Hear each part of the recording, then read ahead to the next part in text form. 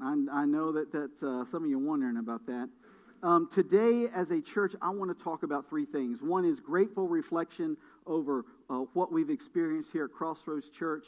Then I want to share with you a renewed vision and kind of stir up the fire here. And then I want to make a challenge, and that is a call forward. So let me start off with grateful reflection. As I was reading in the Psalms as part of the 30 days of Psalms, if you are doing that, I hope that you are appreciating that prompt each day to read Psalms. Some of you are going to come across this in the next day or two, and that is Psalm chapter 66. And verse 5 is what I want to share with you. It says this: "Come and see what our God has done, what awesome miracles he performs for his people." Now, if you read the whole chapter, verses 1, 2, 3, and 4 kind of build up to that in verse 5. And then in 6 to the end of it, he is just bragging on God. And so today, I want to do that here at Crossroads Church and brag on God a little bit and reflect on the journey that we have been doing together. And so I want to take you back to 2019. We had our first Friends and Family Day. And on that day, we set a record attendance of 224. Now, that it doesn't impress you because we've probably got almost 200 in here right this moment. But that was a big deal for us because we were only running 60 on a Sunday. And so, and what was the biggest deal about that was when the church called me, I asked, "What do you want me to help you do?" And they said, "We want two things. We want a leader and we want more volunteers." I said, "Well, I can take care of the first part."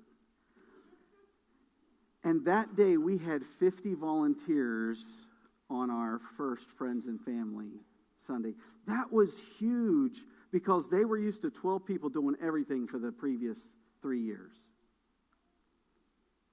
But you see, our Friends and Family Day was more than just an event. Now, I talk about this all the time, and we do this here at Crossroads Church. We have big days throughout the year, and for me, big days are a big deal. It's an opportunity for you to bring friends and family members that normally wouldn't come to church. We add something that makes it easy for you to get them here. Matter of fact, on September 14th, if you look at your hot sheet, we have our Friends and Family 2025. And this room will be to seating full capacity. Our children will be overflowing in the gym. And then we'll be having a lot of things that your kids like inflatables. We'll have food trucks here. And so we're looking forward to September 14th. We'll move forward a year from 2019. I mean, you can imagine after us seeing 224, like, oh my goodness, it's the first time we've seen 200 people in this church in a long time. We go into 220 and this thing called COVID showed up. Disrupted everything. Not just our schedules, but our sense of connection. For 12 weeks, we didn't meet as a church. And here's what I'll tell you is that a lot of the people who were meeting with us before COVID never came back. That's not something that's new. They experienced that across the nation. I don't know if people realize that, hey, we do videos and it's easier to watch church from home. But I will tell you this, it's not the same. All right? I've been watching you guys the last 2 weeks. It's not the same. All right, especially when there's some error and you don't know what happened. You just know it ain't there. And for us here at Crossroads Church, COVID interrupted our momentum. Boy, we thought coming out of September of 2019, look at us go, look at us grow, and then look at us not show because we weren't allowed. Well, we recovered from that, and in 2022, we experienced a year of highs and a year of lows. The highs happened and I challenged you as a church. We went through a 6-week I Believe campaign.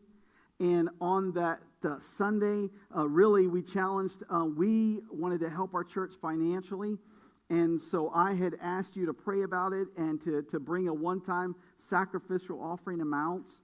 I remember I challenged you. I said, we could do $50,000. And I remember I was sitting in that right back against that wall with Pastor Lee, and this was like a week or two before it's going to happen. And Pastor Lee, he's got 60 years of pastoring experience, and he says, now Ronnie, he says, don't be disappointed if we don't get the 50,000. I mean, if this church does 35, that's good. And I said, Pastor Lee, I hate to tell you this, but I didn't give the real number that I thought we were going to do. I said, I thought it was going to be like 74,000, but I didn't think the church could handle that. And so I just, put a little number like 50,000 out there. Well, on that Sunday, you all responded and gave $82,000 on one day.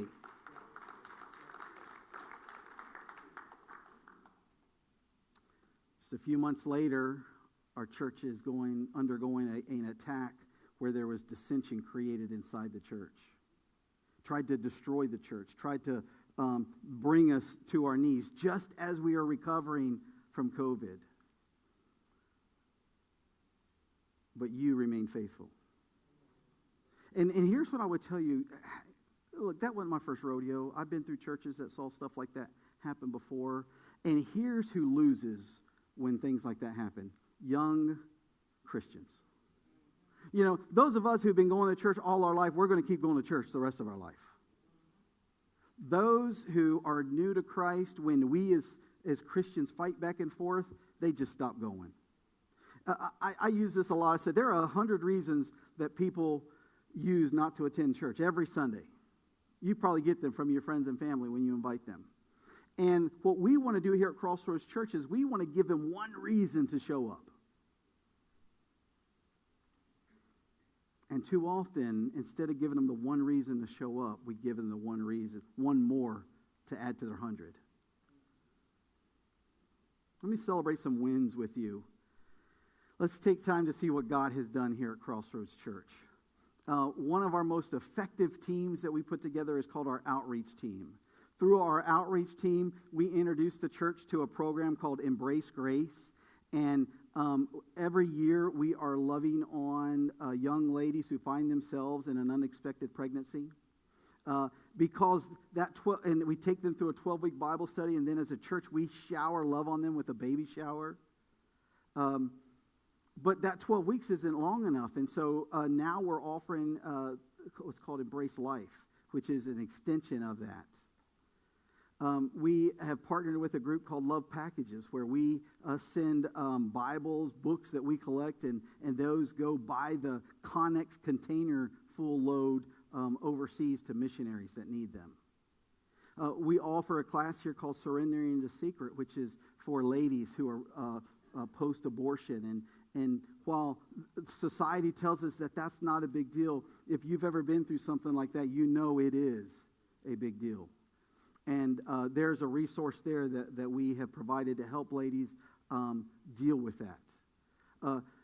Centralia Parade, last year we had a float, not just in the kiddie parade, but in the adult parade, bringing a little bit of light to a lot of darkness.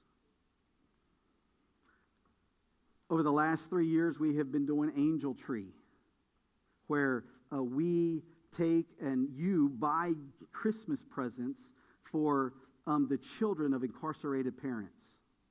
Last year, we were blessed to find out that Tim Bowlby, who came to our church because of the parade, because Preston Rennie had asked him, hey, help me pull this cart through the parade, ends up coming to church here, finds out that while he was incarcerated, we blessed his kids. And he didn't realize this was the church that had done that. This past year, we served 1,060 Christmas dinners to the Centralia community.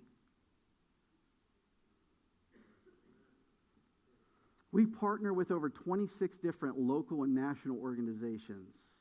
That's how, as such a small church, we can do and have such a big impact. Well, what about baptisms?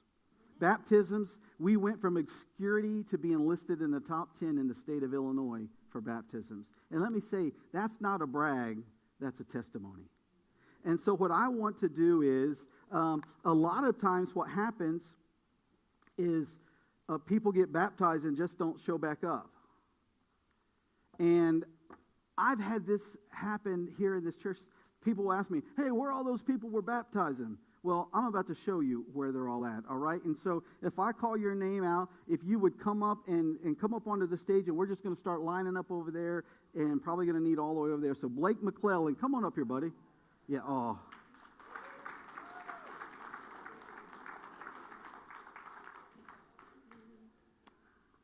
Hang on to that right there.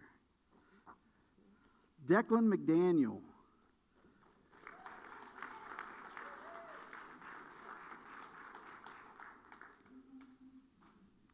Let me brag on Declan for just a minute. Was it this past week that you did the Bible camp?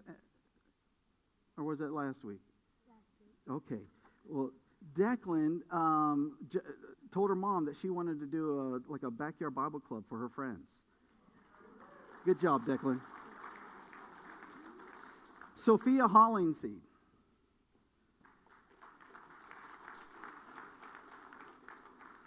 Sophia is quiet, and so I'm not going to ask her to speak. I'm just going to give her her certificate and let her smile right here. Amber Salter. Jeremy, come on up with her. Amber, I was calling her the wrong name for the first couple of, Amanda. I called her Amanda forever, and so thankfully it was written down. Jeremy, good, brother. Rebel Mathis.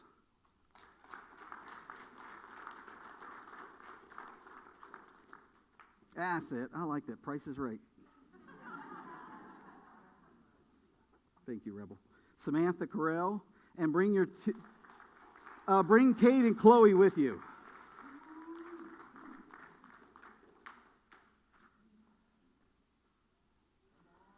Daniel Kern, come on, get up here.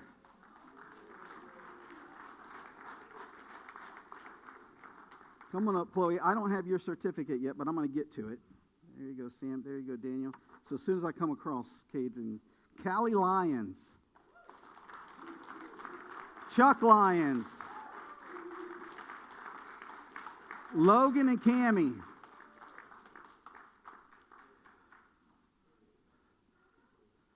I'm going to give both these to your dad.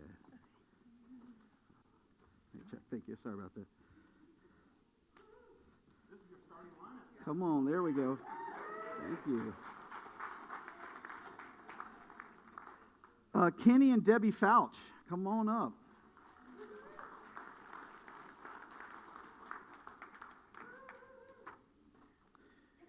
Come on all the way up. Kenny is the guy that brings the grill behind his truck. Preston Rennie, get up here.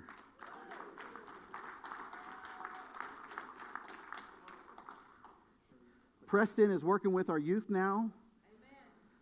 Here's Chloe and Cade. All right, there you go. Thank you. Trey Brown, where you at? Come on up, Trey. Christy Lyons, come on up and join your husband. Thanks, Trey.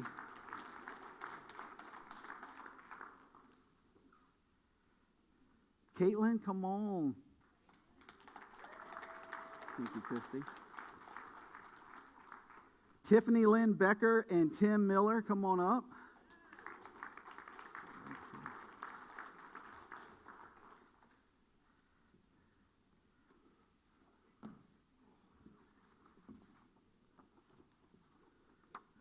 Don't go anywhere, Tim. Let me say something.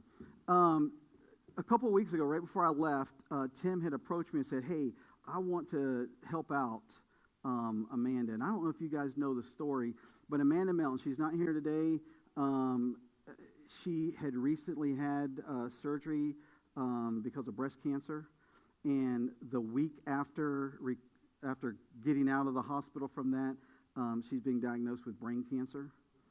And so Tim is putting together a softball tournament. And so there's going to be a lot of things that we can do as a church to help with that, whether it's putting a team together, selling. Anyways, you're going to be hearing about this pretty soon. And so when you do, this is the guy. And we're going to be doing this for Miss Amanda Melton. All right, yeah. Autumn Howard. Are you out there, Autumn, or is she serving over in... Yeah, come on, Autumn. Now, I can tell you guys, I think I told you once, she is my favorite, all right? The reason why she's my favorite is because my first Sunday at this church was her first Sunday at this church. Mom popped her out on Monday or Tuesday and had her here at church on Sunday. So God bless you, Autumn. Yep, right there. Cody Walker. And bring Rebecca with you. Daniel White, get up here. And Mandy, come on up.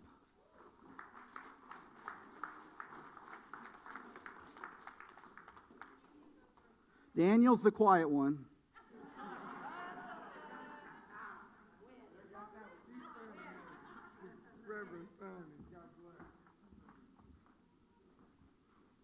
Thank you, Mandy. Church, if you ever ask, where are those people that were baptized? And they're right beside you. On your feet, let's hear it for those who have.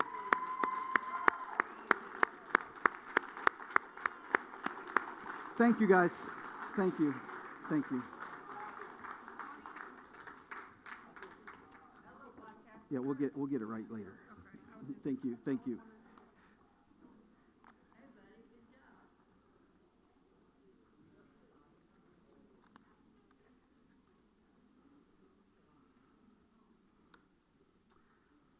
Guys, I get that question all the time. And I love it when people ask me that because I know where they're at.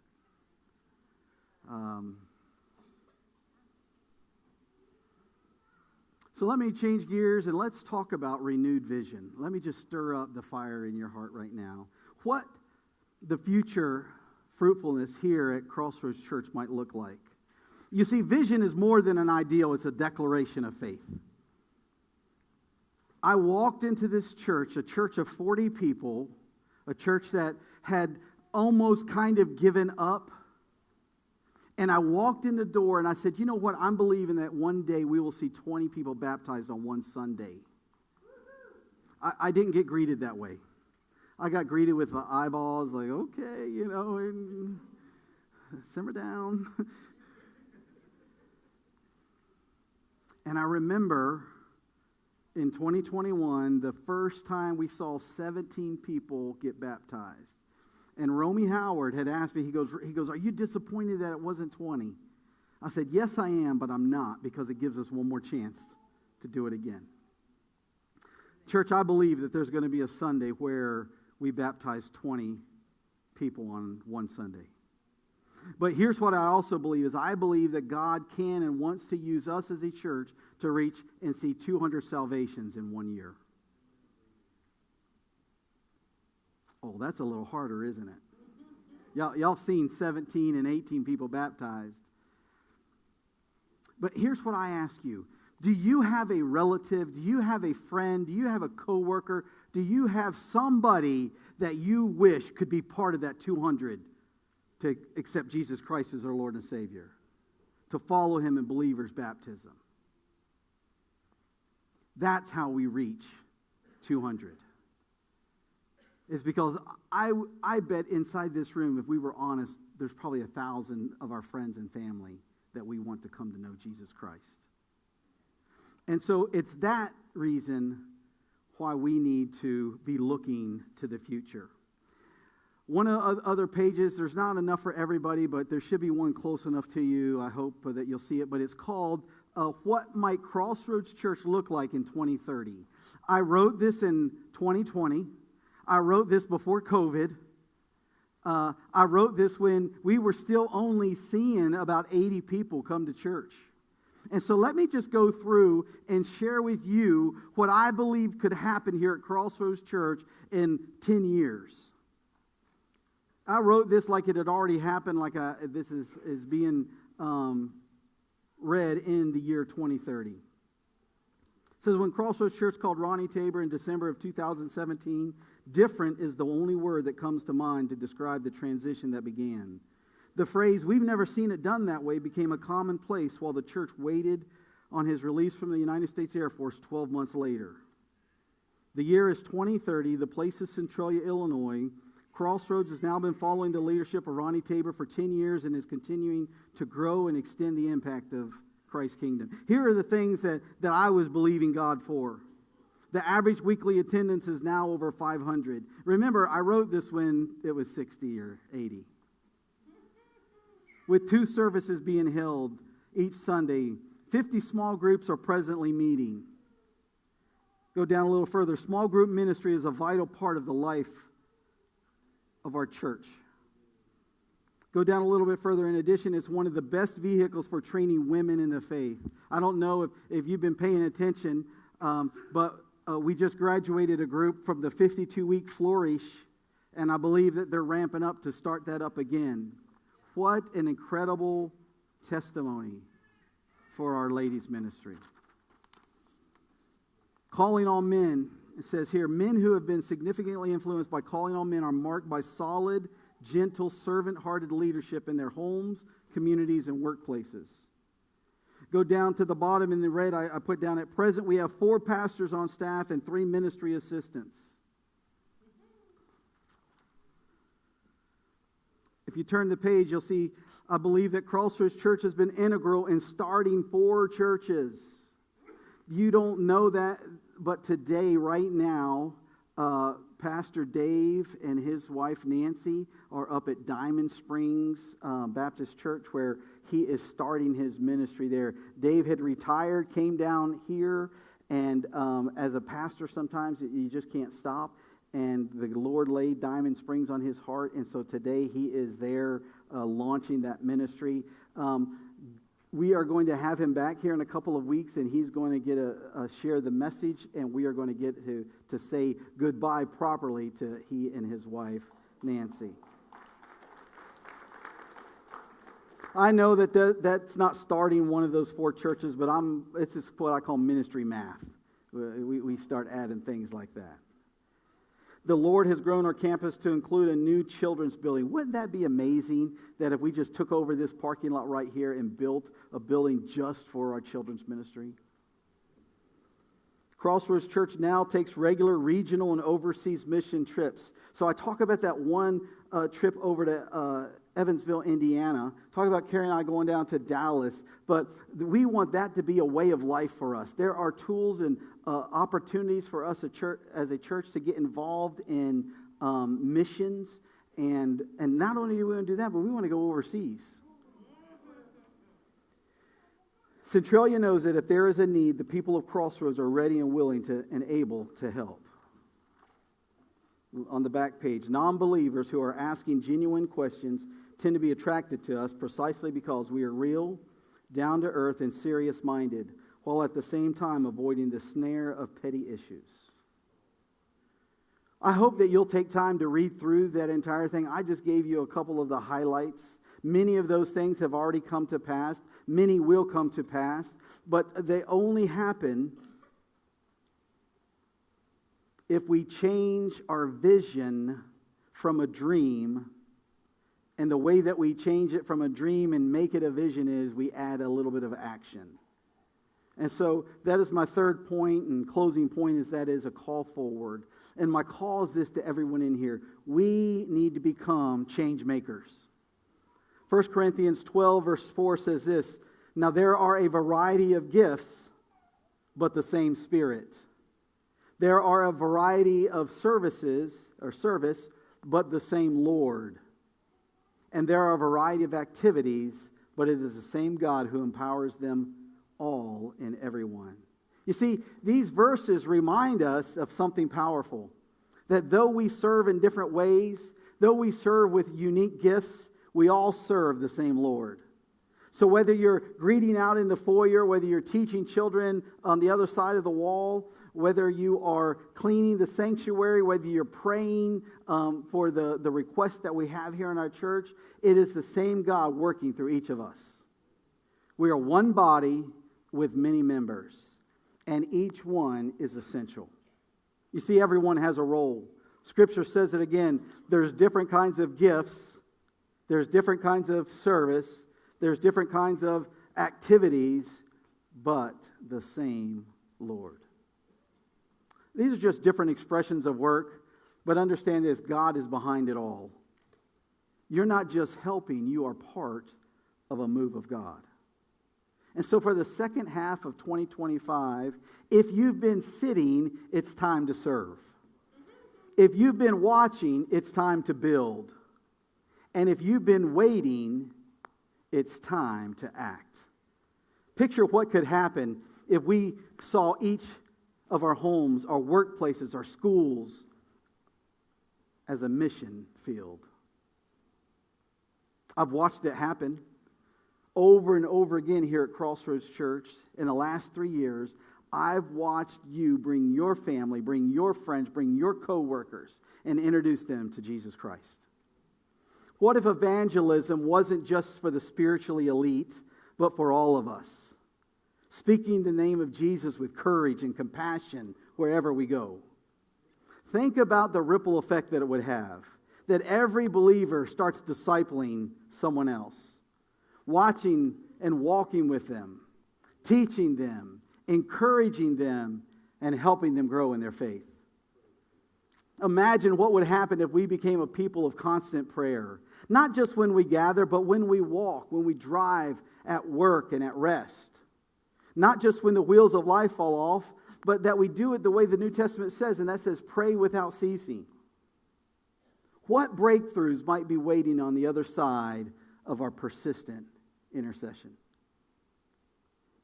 Consider the impact of radical generosity, the giving of our time, our resources, and money with open hands and with a joyful heart, knowing that it's all God's anyways. What if serving wasn't just something we signed up for occasionally, but something that flowed naturally out of our heart, that this is who we are? What if the church became known not just for what happens inside these walls, but the fact that we serve thousands of people outside of them? What if each of us responded to the call to be a change maker? Not just today, but every day, in every moment, that we allow the gospel to not just be preached, but that it would be visible in our lives that we live out. I'll tell you what, we wouldn't stay the same. Our families wouldn't stay the same. Crossroads Church wouldn't stay the same. And our city couldn't stay the same.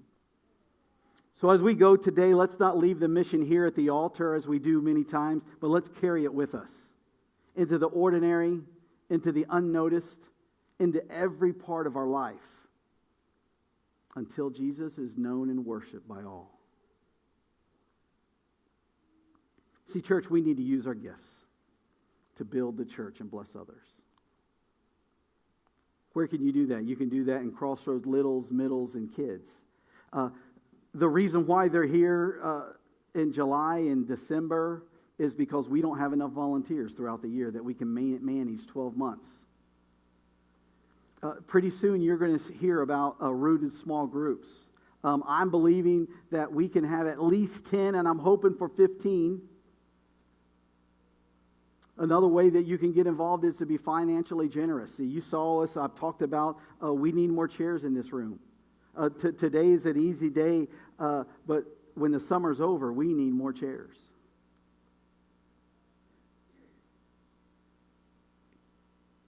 Crossroads family, we've journeyed together today, reflecting on God's faithfulness, celebrating the victories, and dreaming big for what Crossroads Church could look like if we all followed God's agenda. And I'm here to tell you the best days are not behind us, they're ahead of us. But here's the truth. God's vision for us isn't just a hope, it's a call. A call to rise as change makers, serving with our gifts, supporting with our giving, and standing in faith through prayer. Right now, I'm inviting you to respond, and if you're ready to say, God, I'm all in to live my life on mission, would you stand with me?